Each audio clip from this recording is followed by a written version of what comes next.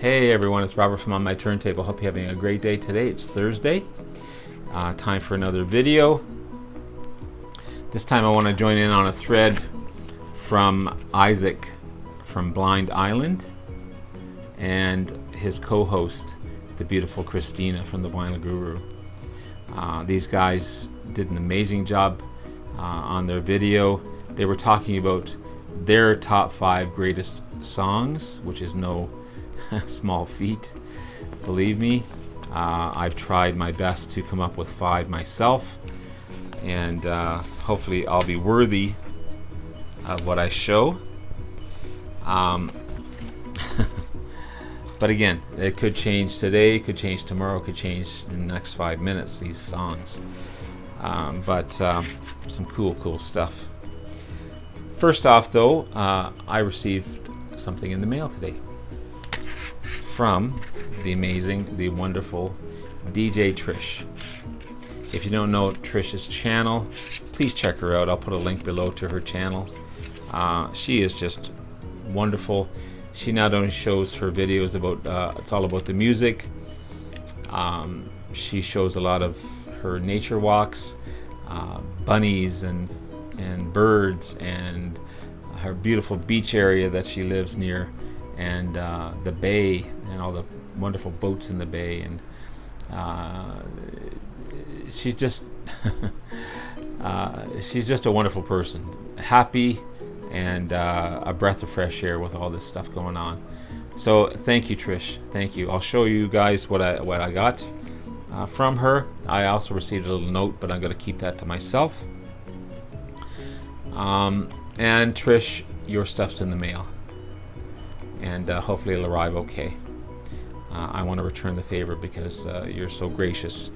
So, a couple of stickers. This is Bayhead Cheese Shop and Bottles 2. This is Playables Gobbles Deep. Kind of hard to say. Sorry, I'm still getting used to this iPad thing. Feeling Swell Beach House.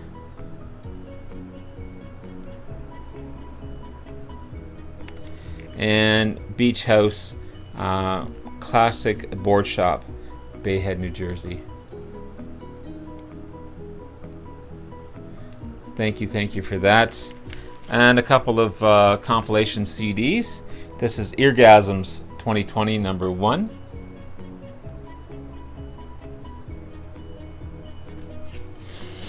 And Eargasms 2020 number 2.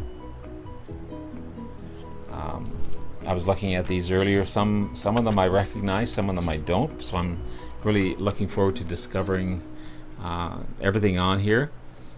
You've got Xavier Cugat and his orchestra, the Silver Stars, the Scorchers, Bombay Royal, Nora Jones I've heard of for sure, Gillian Welsh, King Curtis, Beck, the Upsetters, Johnny Cash is on here as well. Cool stuff.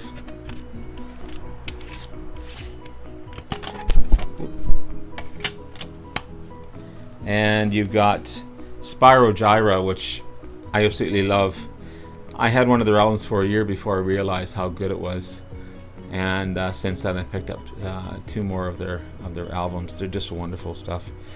Jessica Pratt, Black Pumas, the Congas. What else is on here? Woody Guthrie, Brother Nolan, Temptations. Yeah, cool stuff. I'm really looking forward to it. Thank you so much. Also, not a lot of pickups today, just a couple. I wasn't really looking for anything today, but I happened to come across these, and really getting back into these guys. This is The Other Side of Life, the Moody Blues.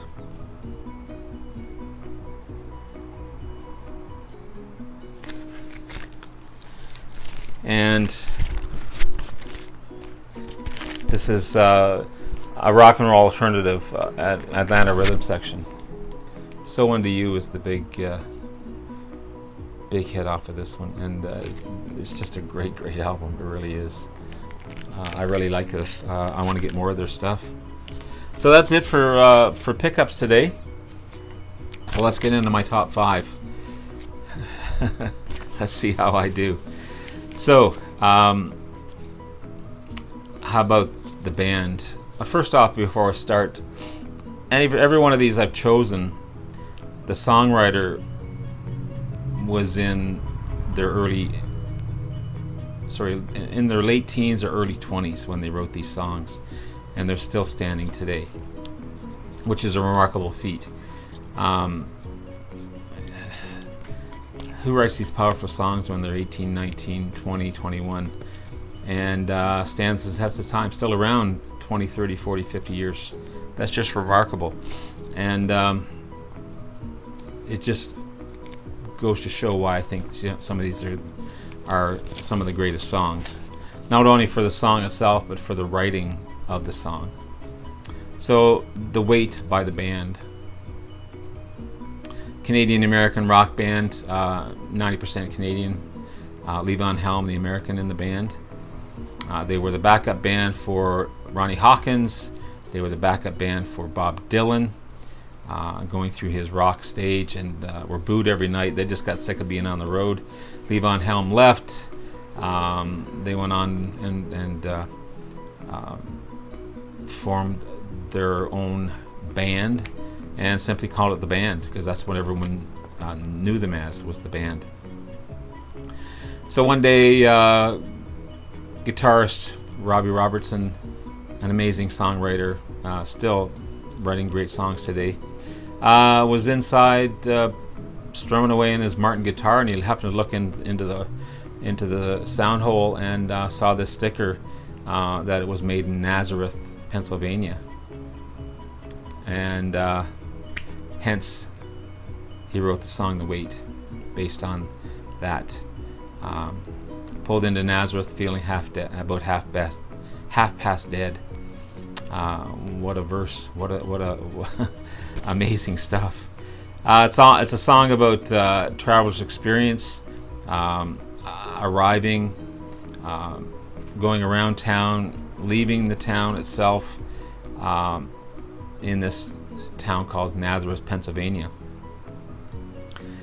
Sung by drummer Levon Helm. The traveler encounters people all through the town. The people were based on real people. So, for example, Annie Lee was a longtime friend of Levon Helm. Her name was Annie Lee Amsden. And Carmen was from Levon Helm's hometown of Turkey Scratch, Arkansas. Turkey Scratch, cool name for a town. And Crazy Chester was an eccentric guy who walked around town carrying a cap gun.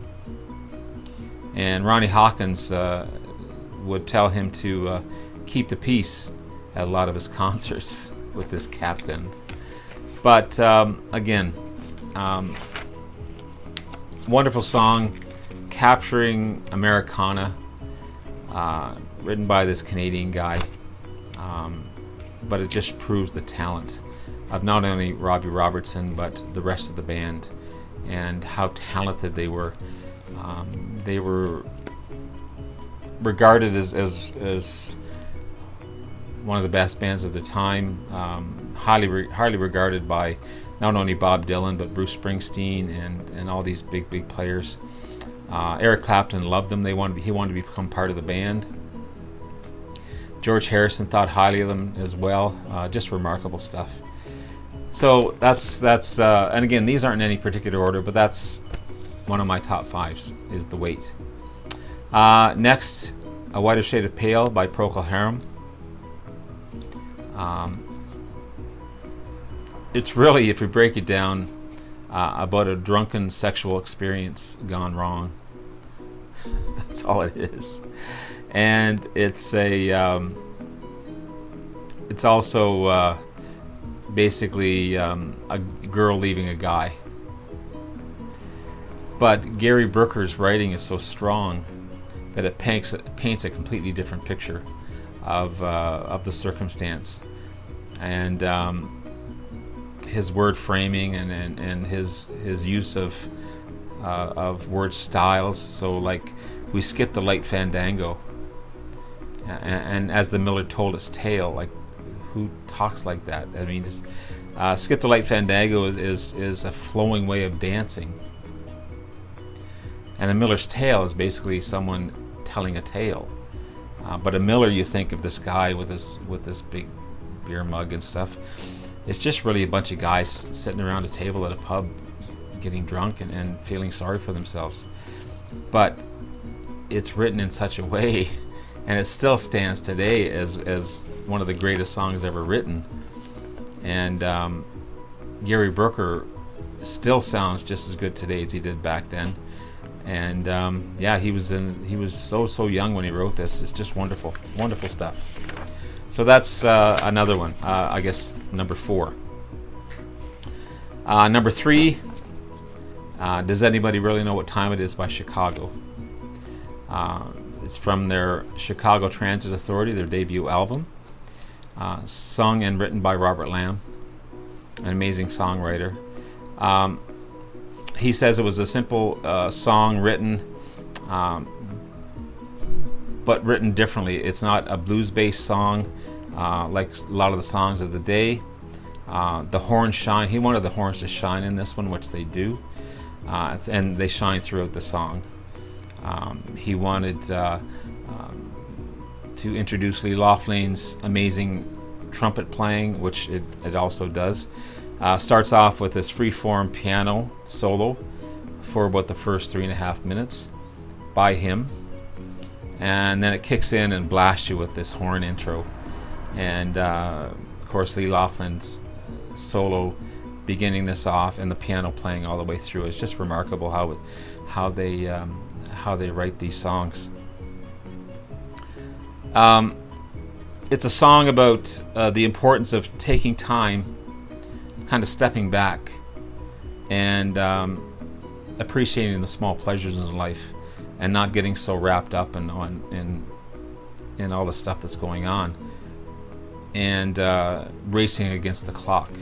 And that's kind of what's going on today. We're so rushed and so busy. We just don't take that time to sit back and smell the roses, basically.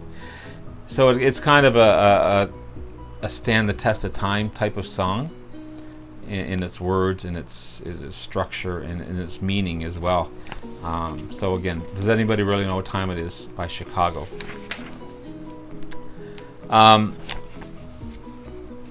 This guy, Justin Hayward, was 19 when he wrote this song, Nights in White Satin.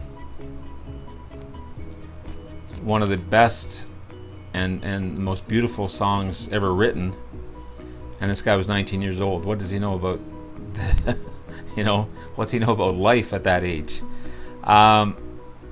It was part of the segment on the great album Days of Future Past, which I have. Justin Hayward, again, was 19 when he wrote this. It was written after his girlfriend got him a gift of satin bed sheets, and it was a long-distance love song written by him, and a song of love for her. The poem at the end of it was written by the drummer Graham Edge and read by the keyboard player Mike Pender. And for a young band, such a unique, explosive type of song, and to add those elements at the end. They're definitely the earlier stages of prog music, but it's wonderfully played, very mature for the young prog band that they were, and of course the young leader in Justin Hayward. Very, very mature song, remarkable stuff. And finally, one of my favorites by my favorite band, and no, it's not Deep Purple.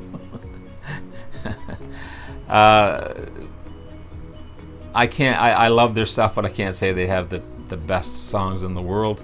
But this one for sure. A Day in the Life by the Beatles, from the amazing Sgt. Pepper's Lonely Hearts Club Band, written in 1967, and still stands up today. Still stands up today. So the verse is written by John, and Paul wrote the middle part.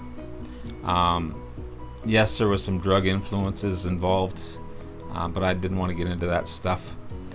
But the song is regarded as one of the most important songs of popular music today. Lenna's lyrics were based on a report of a death of a Guinness Harris, Tanya Brown. Is that Tama Brown or Tanya Brown? Tara Brown. Sorry, Tara Brown. I can't read my writing. As well as other contemporary newspaper articles of the day. And then Paul's middle section is a reflection of his younger days. Catching the bus, riding the bus, smoking, going to class. And then the two gelled together and put together this marvelous song. And then the song itself ends with this sound blast of a chord played by several keyboards that ring out for about 40 seconds. Again, young guys putting together this marvelous music, and you got to be proud of these guys. They're just remarkable. And again, 30, 40, 50 years later, this music still stands the test of time. So there's my top 5. Again, thank you, DJ Trish, for that wonderful gifts. Again, yours is in the mail. Thank you so much. Don't forget to enter my contest, as you still have September 11th, to join in. Animate objects, people, humans and people, I guess, are the same thing. Dogs, cats, birds, lizards, crocodiles, anything that has a soul, anything that is alive. And show that. Show me that you've done it. You have to be a subscriber as well. But there you go. Have yourself a wonderful day. Thank you so much, and we'll talk to you again soon. Bye now.